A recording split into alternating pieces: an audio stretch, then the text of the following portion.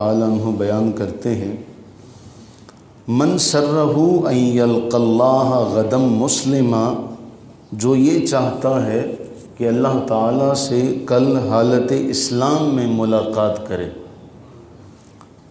قرآن فرما رہا ہے نا، یا ایھا الذین آمنوا اتقوا اللہ حق تقاتہ، کہ اے ایمان والو اللہ سے ایسے ڈرو جیسے کہ اس سے ڈرنے کا حق ہے۔ اور پھر اگلا جملہ اس کا یہ ہے کہ تم نہ مرنا اس حال میں مگر یہ کہ تم مسلمان ہو۔ فلا تموتن الا وانتم مسلمون، تمہیں موت نہ آئے مگر اس حال میں آئے کہ تم مسلمان ہو، یعنی تم ہر وقت اپنے ایمان کی، اپنے دین کی حفاظت کرتے رہو۔ اس حدیث میں بھی یہی فرمایا گیا، جو یہ چاہتا ہے، جس شخص کی یہ خواہش ہو، من سرہ، جو یہ چاہتا ہو کہ ان یلقى اللہ غدا مسلما، کہ وہ اللہ سے حالت اسلام میں ملاقات کرے، اگلا جو کام ہے وہ کیا ہے؟ فرمایا فَلْيُحَافِظْ عَلَىٰ هَٰؤُلَاءِ الصَّلَوَاتِ، تو اسے یہ چاہیے کہ وہ ان 5 نمازوں کی حفاظت کرے۔ جو یہ چاہتا ہے کہ اللہ سے حالت اسلام میں ملاقات کرے، اسے چاہیے کہ وہ ان 5 نمازوں کی حفاظت کرے، حیث ینادا بہن، جب بھی ان کی طرف پکارا جائے، جب بھی پکارا جائے، جب بھی ان کی طرف ندا دی جائے، ان کی حفاظت کرے۔ کیوں؟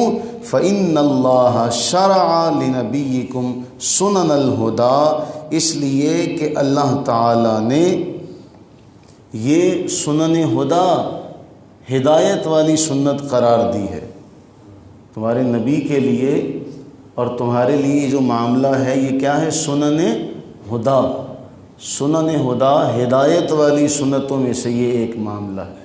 اور فرمایا اللہ نے تمہارے لیے اپنے پیغمبر کے لیے سنن ہدا جو ہے، اپنے پیغمبر کی سنن ہدا تمہارے لیے مشروع قرار دی۔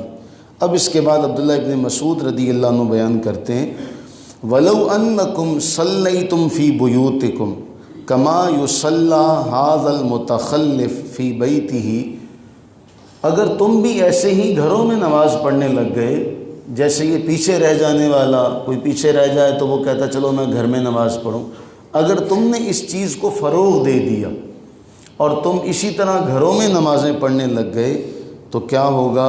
لَتَرَکْتُمْ سُنَّتَ نَبِيِّكُمْ، تو تم اپنے نبی کی سنت کے تارک ہو جاؤ گے۔ اگر تم گھروں میں نماز پڑھنے لگ گئے، تم نے سنن ہدا کو چھوڑ دیا، تم اپنے نبی کی سنت کے کیا ہو جاؤ گے؟ تارک ہو جاؤ گے، چھوڑنے والے۔ اور اگلا جو جملہ ہے وہ بہت اہم ہے۔ عبداللہ ابن مسعود رضی اللہ تعالیٰ عنہ بیان کرتے ہیں، وَلَوْ أَنَّكُمْ تَرَکْتُمْ سُنَّتَ نَبِيِّكُمْ لَضَلَلْتُمْ، یاد رکھو جب تم اپنے نبی کی سنت کو چھوڑو گے تو تم ضرور بے ضرور گمراہی کی طرف چل پڑو گے۔ یہ ایک قاعدہ اور کلیہ اپنے ذہن میں بٹھا لیں۔ عبداللہ ابن مسعود رضی اللہ عنہ نے بیان کیا کہ جو نبی کی سنت کو چھوڑے گا وہ گمراہی کے راستے پر چل پڑے گا، جو نبی کی سنت سے، نبی کے طریقے سے ہٹے گا وہ ہدایت کے راستے پر نہیں بلکہ گمراہی کے راستے پر چلے گا۔ اور پھر اس کے بعد ثواب بیان کیا۔ وہ ثواب کیا ہے؟ فرمایا کہ جب تم میں سے کوئی شخص وضو کرے اور اچھی طرح سے وضو کرے، پھر کسی مسجد کی طرف روانہ ہو جائے، تو جو قدم بھی وہ اٹھائے گا اس کا ایک درجہ بلند کیا جائے گا، اس کا ایک گناہ معاف کیا جائے گا اور ایک نیکی لکھی جائے گی۔ کتنے قدم ہیں؟ ایک قبیلہ تھا بنو سلمہ، تو ان کا کوئی معاملہ ایسا ہوا تو وہ چاہتے تھے کہ ہم قریب آ جائیں، جگہ نہیں ملتی تھی انہیں، تو اللہ کے نبی علیہ السلام نے فرمایا تم دور سے آتے ہو، جتنے قدم چل کے آتے ہو، ہر قدم پر درجہ بلند، نیکیاں ملنا، گناہوں کا معاف ہونا۔ کہنے لگے ٹھیک ہے، دور سے ہی آنا ٹھیک ہے، جتنا آئیں گے ثواب زیادہ ملے گا۔ اور عبداللہ ابن مسعود رضی اللہ عنہ نے آخری جو بات کہی وہ بہت اہم ہے۔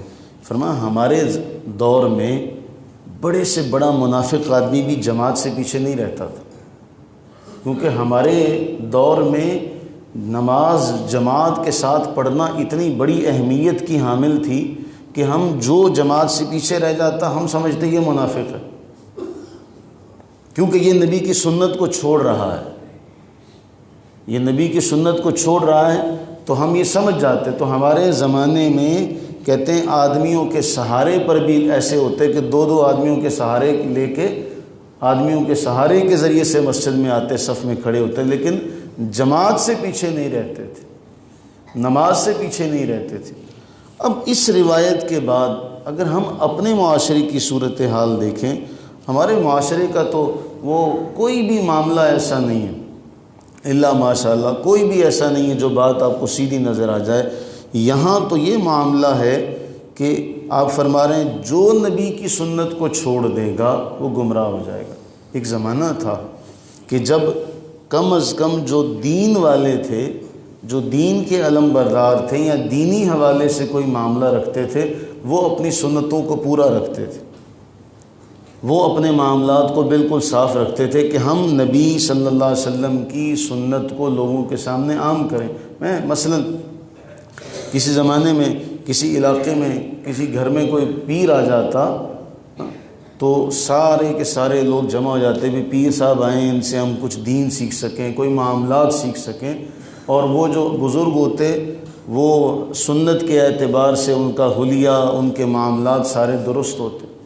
اب جیسے جیسے زمانہ آگے کی طرف جا رہا ہے، کہتے تو ہیں ترقی کی طرف جا رہا ہے، تو آپ کو نظر آئے گا کہ جو دینی حوالے سے اپنی شناخت رکھتے ہیں ان کی بھی سنت کے حوالے سے ان کا چہرہ سنت سے خالی ہے۔ دنیا دار آدمی تو دنیا دار ہے، لیکن دنیا دار کبھی یہ کلیم تو نہیں کرتا کہ میں نائب خدا ہوں، کہ میں نائب رسول ہوں یا میں فلاں کا نائب ہوں۔ وہ کبھی بھی اپنی زبان سے یہ دعویٰ تو نہیں کرتا، وہ کہتا جی میں گناہ گار ہوں، مجھ سے یہ گناہ ہوتا، مجھ سے یہ غلطی ہوتی ہے۔ آپ دنیا میں کسی بھی عام شخص کو جو داڑھی نہ رکھتا ہو، آپ اس سے پوچھ لیں، وہ کبھی بھی اس پہ ڈھٹائی کا اظہار نہیں کرے، وہ بڑی ہی معاملے کو سمجھتے ہوئے کہے گا جی میری غلطی ہے، میں یہ کام نہیں کرتا۔ لیکن آپ دیکھیں گے کہ بڑے بڑے پیر صاحبان سو کارڈ، وہ بلکہ ایلیٹ کلاس کے تو پیر بھی آپ کو سوٹڈ بوٹڈ ٹائی میں اور پینٹ شرٹ میں اور کلین شیو نظر آئیں گے۔ جی یہ کون ہے؟ جی پیر صاحب ہے۔ کمال ہو گیا بھی، تم نے پیر ایسا رکھا ہوا ہے جس کی اپنی حالت جو ہے، جس کا اپنا حلیہ رسول اللہ صلی اللہ علیہ وسلم کی سنت کے مطابق نہیں، وہ تمہیں خاک چلائے گا سنت کے اوپر۔ میں بڑا حیران ہو جائیں گے آپ، ایک بہت بڑا نام ہے میڈیا کے اوپر، کلین شیو وہ بندہ، لیکن وہ ایلیٹ کلاس کا پیر ہے۔ اپنا وہ جھوٹا خواب، معاذ اللہ ثم معاذ اللہ، کس طریقے سے لوگ دیدہ دلیر ہو گئے کہ وہ کہتا جی میں نے خواب میں دیکھا کہ رسول اللہ صلی اللہ علیہ وسلم کسی جگہ پر جلوہ فروز ہیں، دربان ہے، تو میں جانا چاہتا ہوں، تو وہ مجھے کہتا ہے دربان کہ تیری داڑھی نہیں ہے۔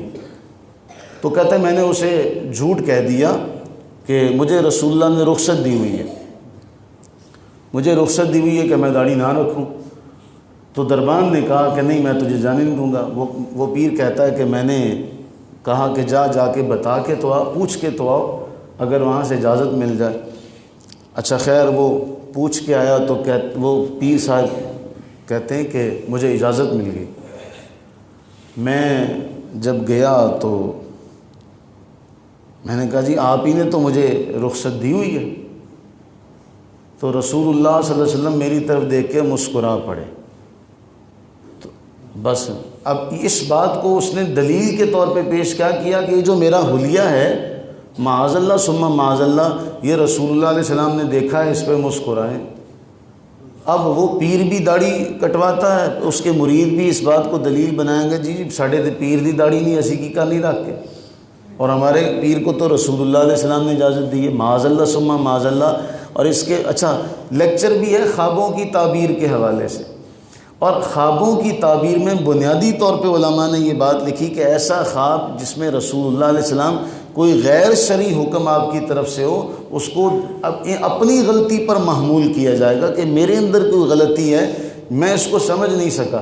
وہ خوابوں کی تعبیر کا لیکچر دے رہا ہے، اس میں غلط خواب کو اپنے لیے صحیح بنا کے پیش کر رہا ہے۔ تو جیسے پیر اس طرح کے اس کے مرید۔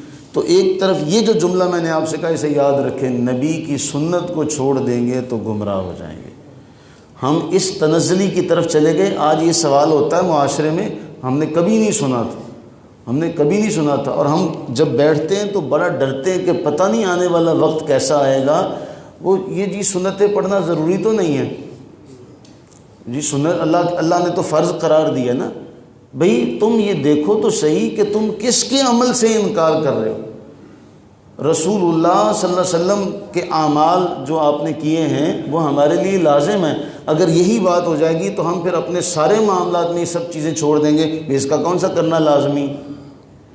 اب اللہ کے نبی علیہ الصلوۃ والتسلیم نے سنتوں کی پابندی پر، جو مؤکدہ سنتیں ان کی پابندی پر فرمایا، جو ان 12 رکعات کی پابندی کرے گا اللہ اس کے لیے جنت میں محل بنائے گا۔ اور تاکید کیسے ہوتی ہے؟ اچھا دنیا میں آپ کسی کو یہ پیشکش کر دیں کہ بھئی تو نے اتنی سنتیں پڑھنی ہیں، تو نے چاشت، اشراق، اوابین کے نفل پڑھنے، فلاں ٹاؤن میں تیرا مکان ہے۔ آپ اسے دنیا کی کسی چھوٹی سی کالونی میں یہ دے دیں، خوشخبری دے دیں کہ تو یہ 12 رکعات پڑھ، تجھے یہاں مکان ملے گا، وہ متھا رگڑ ڈالے گا اپنا، وہ اٹھے گا ہی نہیں سجدے سے۔ اتنی بڑی کالونی میں مکان، اللہ کے نبی علیہ السلام نے جنت میں مکان کی محل کی بشارت دے دی، پھر کہتے جی کہاں لکھا ہے، کوئی ضروری تو نہیں ہے۔ تو یہ یاد رکھیے جو فتنے آئیں گے، ان فتنوں میں سب سے پہلا اور بڑا حملہ ہے وہ رسول اللہ علیہ السلام کی سنتوں پر ہو رہا، کہ ان کو سنتوں پر ان کے حوالے سے سنتوں پر سب سے پہلا قدم اٹھایا جائے کہ سنتیں چھڑوا دی جائیں، پھر یہ فرض خود بخود چھوڑ دیں گے۔ اللہ سے دعا کریں کہ باری تعالیٰ اپنی رحمت کا صدقہ ہمیں فتنوں سے محفوظ فرمائے۔